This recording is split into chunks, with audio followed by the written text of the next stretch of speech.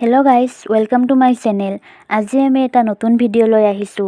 টকা ধাৰ লোৱাৰ এখন চুক্তিপত্ৰ কেনেকৈনো লিখে আপোনালোকে ঘৰতে এখন নমুনাটো চাই কেনে ঘৰতে বনাব পাৰিব। আহকচোন চাই লও এখন চুক্তিপত্ৰ লিখাৰ ধাৰণাটো।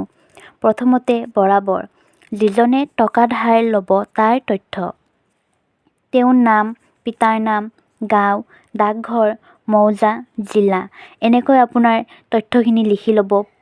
তাৰ পিছত লিখিত যাৰ টকা তেওঁৰ তথ্য ওপৰত লিখাৰ দৰে তথ্যসমূহ লিখি ল'ব।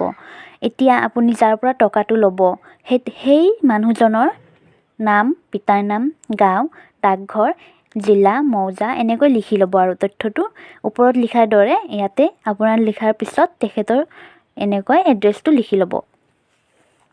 বিষয় এই যে মোৰ বিশেষ কাৰণত 10,000 টকা ধাৰ ল'লোঁ। এতিয়া মই ইয়াতে 10,000 বুলি দিছোঁ। আপোনালোকে কিমানখিনি টকা লয় সেইখিনি টকা ল'ব, সেইখিনি টকা দি লিখি ল'ব। যিমান দিনলৈকে সম্পূৰ্ণ টকা পৰিশোধ নকৰোঁ মই এই টকাৰ সুদ প্ৰতিমাহে দি থাকিম। এতিয়া আপোনালোকে সুদটো মই ইয়াতে দি দিছোঁ যে সুদ প্ৰতিমাহে দিম। এতিয়া আপোনালোকে সুদটো আপোনালোকৰ দুজনৰ মাজত এটা বুজাবুজি হ'ব। এতিয়া সেই বুজাবুজি যদি আপোনালোকে সুদটো লিখিব পাৰে লিখিব, যদি সুদটো আপোনালোকে নধৰে তেনেহ'লে নিলিখিব। ইয়াত মোৰ আৰু মোৰ ঘৰৰ কোনো আপত্তি নাই। আপত্তি থাকিলে মই আইনমতে দণ্ডনীয় হ'ম।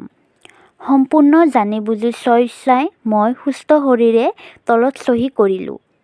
ইতি টকা লোৱাজনৰ নাম, চহী। এতিয়া যোনজনে টকা ল'ব সেইজনৰ নামটো ইয়াতে লিখিব, চহীটো ইয়াতে কৰাই ল'ব। সাক্ষী ইয়াতে আপোনালোকে সাক্ষী লিখি ল'ব। সাক্ষী মই 2জন দিছোঁ, আপোনালোকে এতিয়া যেইজন দিয়ে আৰু 2জন দিলে হৈ যায়। এনেকৈ ঘৰতে এখন টকা ধাৰ লোৱাৰ চুক্তিপত্ৰ অতি সহজতে বনাই ল'ব পাৰি। ভিডিঅ'টো ভাল লাগিলে লাইক কৰিব, কমেণ্ট কৰিব আৰু ছাবস্ক্ৰাইব কৰিব। ধন্যবাদ।